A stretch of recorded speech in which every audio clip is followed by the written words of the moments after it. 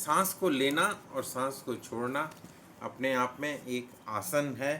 तो इसे पूरे शिद्दत के साथ, पूरा इज्जत के साथ करें, इसको इग्नोर ना करें। लंबा सांस भरते हैं, belly breath, abdominal breath, and then exhale completely.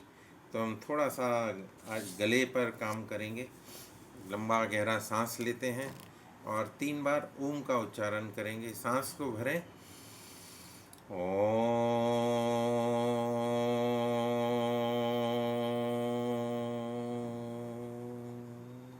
फिर एक बार,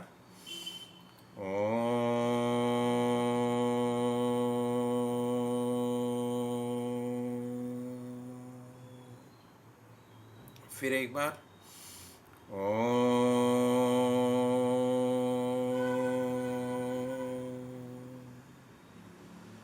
रिलैक्स।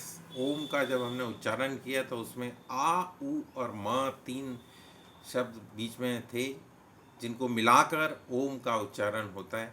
तो हम तीनों को अलग अलग भी करने का प्रयास करेंगे। तो शुरू करें आ से, फिर ऊ पर और फिर माँ पर। जब आप आ करेंगे तो पेट से संबंधित, जब आप ऊ करेंगे तो छाती से संबंधित, जब माँ करेंगे तो ब्रेन से संबंधित आपके रोग जो हैं वो दूर होते हैं, और जो स्वस्थ हैं उनको रोग आते नहीं हैं। ऐसा विश्वास रख कर करेंगे तो आपके जो रोग हैं वो दूर भी हो जाएंगे, और जो स्वस्थ हैं उनको आएंगे नहीं। ऐसा नहीं है कि आपने एक बार आप स्वस्थ हैं तो वो रोग आते नहीं हैं। तो आप इन क्रियाओं को करके अपने रोग जो है दूर रख सकते हैं, अपनी इम्यूनिटी को स्ट्रॉन्ग कर सकते हैं। जितनी आपकी इम्यूनिटी स्ट्रॉन्ग होगी उतना ही आपका जो सिस्टम है, बॉडी का सिस्टम, वो बाहर के थपेड़े जिसको बोलते हैं वो झेल लेगा। जैसे करोना आया था तो जिनके इम्यून सिस्टम वीक थे उनको बड़ी जल्दी अटैक हुआ, उन्होंने अपनी जान भी गंवाई। लेकिन जो लोग मजबूत थे, हमारे साथी जो करो योग रहो निरोग वाले जितने भी साथी थे, उनमें से सभी डटे रहे मजबूती के साथ और कोरोना का फेस किया।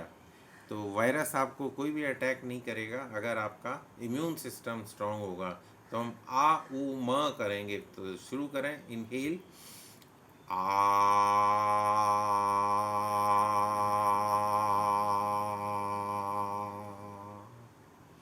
इसके लगातार अभ्यास से आपके पेट के रोग जो हैं वो दूर होते हैं। एक बार और करेंगे, सांस को भरें, आ,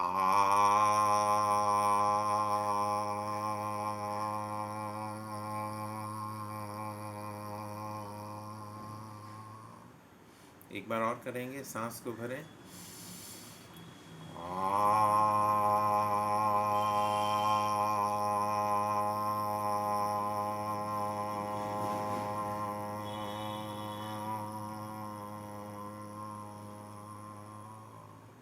आपने जो दिहाड़ी वाले मजदूर देखे होंगे बिहार से जो हैं, वो थोड़ी थोड़ी देर बाद वो अपना वो निकालते हैं खैनी, और उसको पे हाथ पर, हथेली पर ऐसे रगड़ते रहते हैं, रगड़ के और फिर उसको मुंह में रख लेते हैं।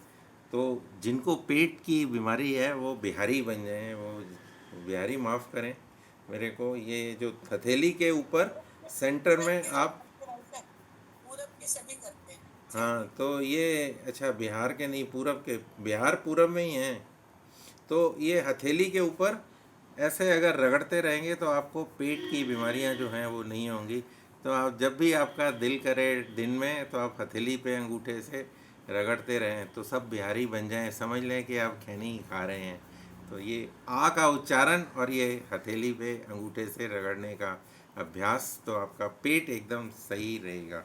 तो ऊ का अभ्यास करेंगे, छाती से संबंधित रोग जो हैं उनको अपने से दूर रखेंगे। इनहेल, ओ,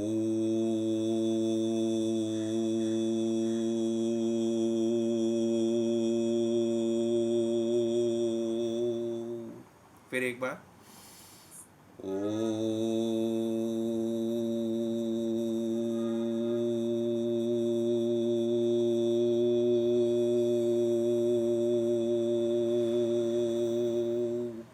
फिर एक बार, ओ,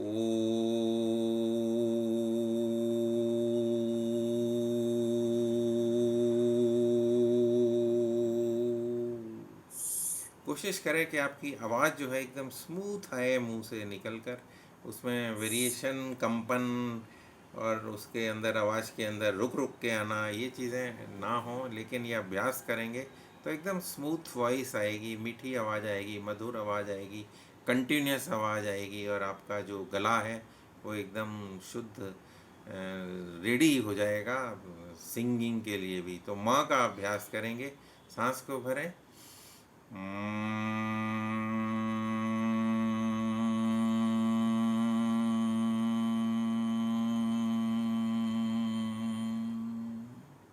फिर एक बार।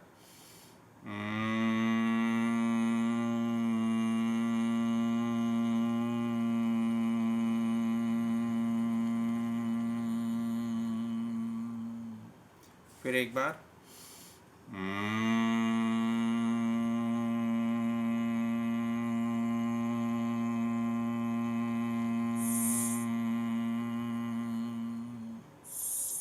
आ उ म ओम के उच्चारण से आप अपने गले को, अपने ब्रेन को, अपने पेट को, अपने छाती को स्वस्थ रख सकते हैं और रोगों को दूर भगा सकते हैं और अपने इम्यून सिस्टम को इतना मजबूत कर लेंगे कि आपके ऊपर कोई वायरस जो है दूर दूर तक छू भी नहीं पाएगा। वो बाहर से ही निकल जाएगा, आएगा तो बाहर से ही चला जाएगा। तो आप अपने आप को स्वस्थ रखने के लिए सिर्फ ये अभ्यास ही करते रहें, लगातार करें इसको। 15 मिनट, 20 मिनट, जितना आपके पास समय होता है उतना करें। थोड़ी देर का समय है, अब थोड़ी देर करें, फिर आप अपना काम कर लें। फिर जब थोड़े 2-3 घंटे बाद आप फ्री हो जाएं तो 2-4 मिनट का टाइम निकाल के फिर शुरू कर दें और फिर जब थक जाएं तो फिर इसको रोक दें और फिर शाम को सोने से पहले एक बार और कर लें। तो दिन में 2-3 बार भी कर लेंगे तो आपका जो इम्यून सिस्टम है वो मजबूत हो जाएगा। मनोरमा दीक्षित जी ने ज्वाइन किया है अभी और ये आप मजदूर बन जाएं, दिहाड़ी वाले मजदूर बन जाएं, सारा दिन करते रहें इसको, तो आपको पेट से संबंधित कोई रोग नहीं होगा। और अब हम प्राणायाम की तरफ बढ़ते हैं।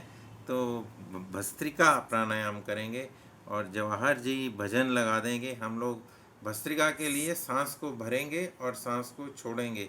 जैसे वो बेलोज होती है, वो उसकी तरह, बेलोस की तरह हम सांस को भरते हैं जल्दी जल्दी और जल्दी जल्दी छोड़ते हैं। धीरे, slow speed, then medium speed and then little faster speed. जिनको ऑलरेडी कोई हेल्थ से रिलेटेड, सांस से रिलेटेड प्रॉब्लम है, वो इसको फास्ट नहीं करेंगे, मीडियम स्पीड से करेंगे। और बीच में आप अगर थक जाते हैं तो आप रुक सकते हैं, रुकने के बाद फिर एक बार शुरू कर दें। फिर थक जाते हैं, फिर रुक जाएं, फिर शुरू कर दें। तो आप जितनी बार मर्जी है बीच में रुकें, उसको फिर रीस्टार्ट कर दें और जब तक भजन चलता है उसको चलने करते रहें। तो भस्त्रिका से आपका जो जठराग्नि है, जो फायर है, वो भजन के साथ, ये जवाहर जी लगा दें भजन, कोई नहीं, लगा दो। करते रहें, अभ्यास करते रहें, मीडियम स्पीड से करें।